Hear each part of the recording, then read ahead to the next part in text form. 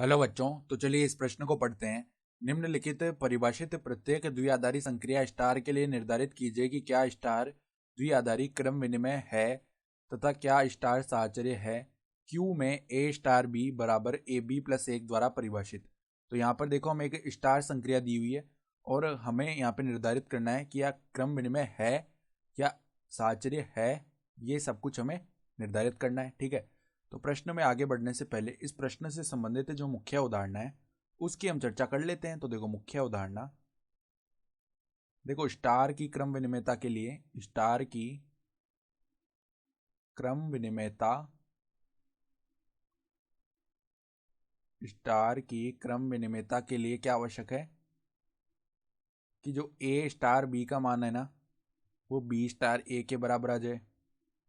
और देखो, स्टार की साहचर्यता के लिए स्टार की साहचर्यता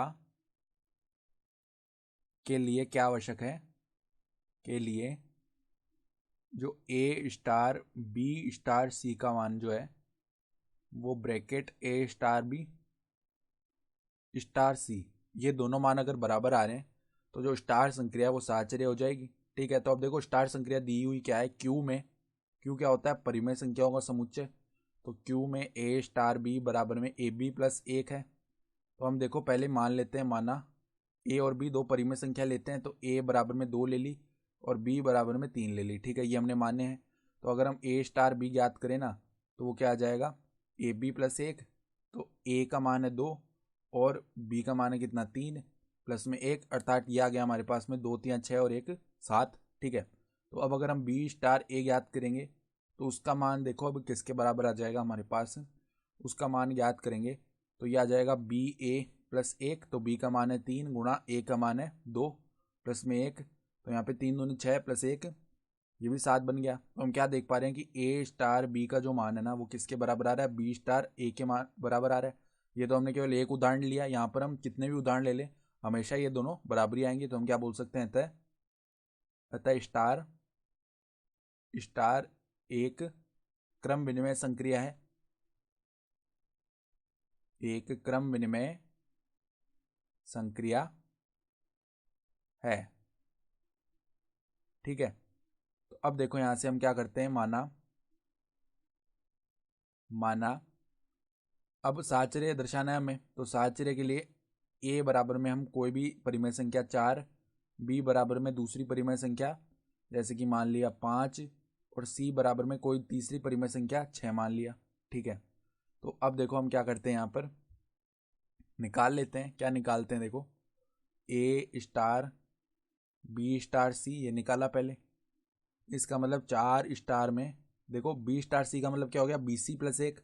तो 5 गुणा 6 कितना हो गया? 30। 30 प्लस में 1 31 हो जाएगा। तो अब इसका मतलब क्या हो गया? 4 स्टार 31 का मतलब क्या हो चुका है कि 4 गुणा 31 प्लस में 1। तो 4 गुणा 31 कितना होता है? ये होता है हमारे पास में 124 प्लस में 1, यानी ये आ गया 125, ठीक है। तो अब हम क्या करते हैं, ए स्टार बी और स्टार में सी इसका मान निकालते हैं। तो ए स्टार बी का मतलब क्या हो गया? ए बी प्लस एक, यानी कि 20 प्लस में 1, तो ये तो हो गया 21। तो 21 और स्टार में सी का मान देखो कितना है? सी का मान है हमारे पास 6।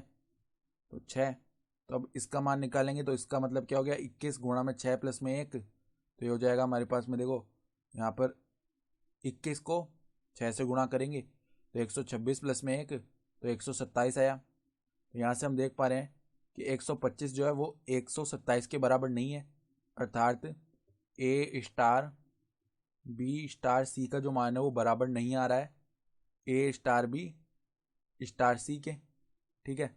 अतः हम क्या बोल सकते हैं? अतः स्टार एक साहचर्य संक्रिया नहीं है, एक साहचर्य संक्रिया नहीं है, ठीक है।